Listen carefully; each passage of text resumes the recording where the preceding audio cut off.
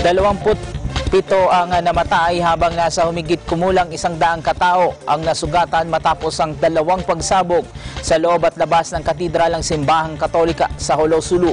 Patuloy naman ang ginagawang investigasyon ng mga otoridad upang matukoy kung sino talaga ang grupo ang nasa likod nito. May report si Eli Dumabo.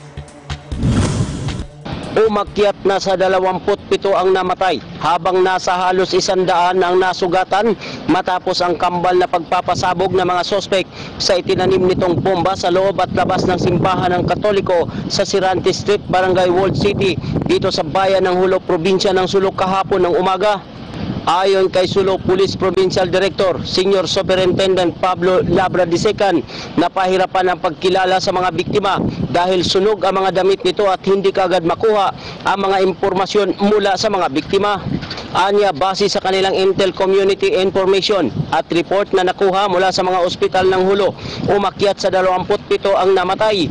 7 ay mga sundalo habang 20 nito ay mga sibilyan. Habang nasa humigit kumulang 100 katao naman ang nasugatan, kabilang ang mga sundalo, 2 pulis at 1 Coast Guard personnel na nasa loob ng simbahan.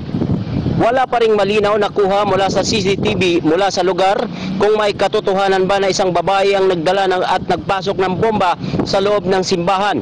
15 minuto bago halos magkasabay na sumabog ang 2 bomba. Hanggang sa ngayon ay tanging ang ESG Adyang-Adyang Group ang itinuturong responsable sa malagim na atake sa Sulu.